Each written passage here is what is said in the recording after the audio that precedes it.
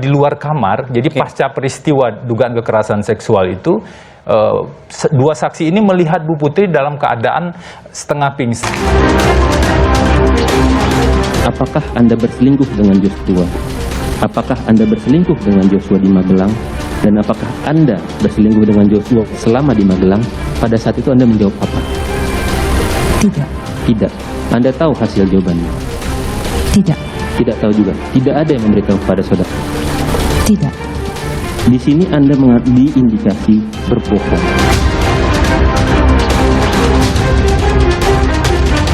Para pengunjung serta kamera tolong dimatikan semua.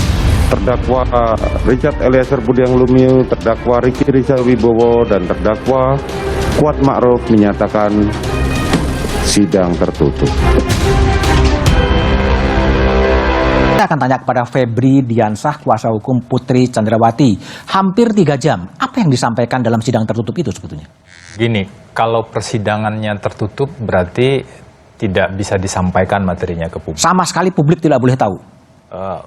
Pertama, kami ingin tegaskan, pada dasarnya kami punya komitmen yang sama agar persidangan ini dilakukan secara objektif dan secara terbuka. Tapi memang peraturan perundang-undangan kita termasuk ada pedoman mengadili perempuan dan anak yang dibuat oleh Mahkamah Agung memungkinkan ada bagian tertentu yang dibuat tertutup, dan tentu itu sudah diputuskan oleh Majelis Hakim. Kalau kita dengar tadi Bu Putri menyampaikan kalau diperkenankan persidangannya tertutup.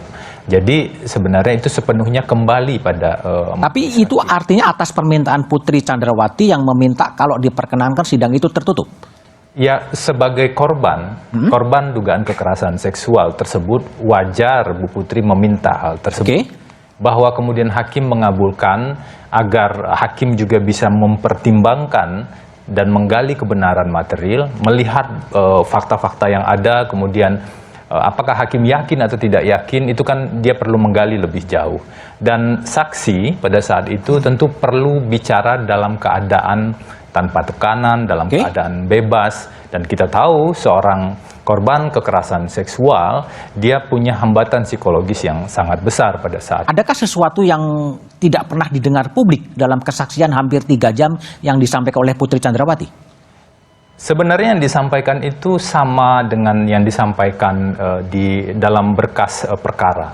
Jadi secara detail yang disampaikan adalah peristiwa yang terjadi pada tanggal 7 yang kita sebut dengan dugaan kekerasan seksual. Jadi terminologinya sebenarnya ada beberapa. Kalau kita bicara soal undang-undang yang terbaru di tahun 2022 itu konsepnya kekerasan seksual. Ada berbagai bentuk kekerasan seksual. TPKS? Ya, TPKS. Kalau bicara di KUHP, babnya terkait dengan asusila. Inilah yang disebut oleh Kapolri pada saat itu dalam rapat dengar pendapat dengan DPR. Dalam bahasa yang lain tadi Prof. Mahfud, Menko Polhukam menyebut secara berbeda. Tapi poin utamanya adalah kalau bagi kami ya, bagaimana membuktikan adanya dugaan kekerasan seksual tersebut. Kami paham kasus ini bukanlah kasus yang menggunakan delik TPKS. Betul, kami memahami itu. Tapi dalam rangkaian peristiwa pidana, dugaan pembunuhan atau pembunuhan berencana ini, ada satu peristiwa yang kami identifikasi terjadi pada tanggal 7, yaitu dugaan kekerasan seksual. Yang menjadi penyebab? Yang menurut kami dari berkas yang ada, jadi kami kan meneliti berkas dan mengikuti fakta persidangan. Yang kami temukan adalah ada 4 bukti dugaan kekerasan seksual.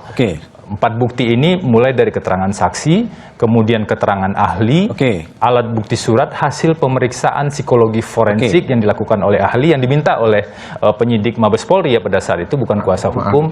Dan yang keempat, ada yang disebut dengan bukti petunjuk. Dalam konteks ini adalah circumstantial evidence. Dan itu terungkap di Putri Candrawati ketika dalam sidang tertutup semua, diungkapkan? Bu Putri hanya mengungkapkan apa yang ia ketahui dan apa yang ia rasakan pada saat itu.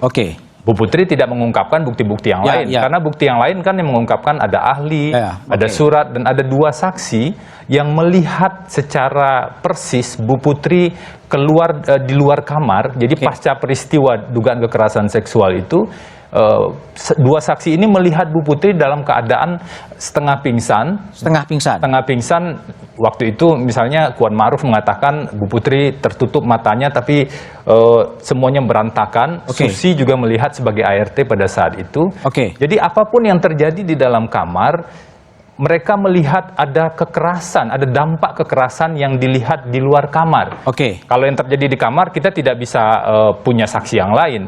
Yang ada saat ini hanya keterangan Bu Putri, karena yang tahu kan cuma 2 orang pada saat Baik. itu. Tapi Oke.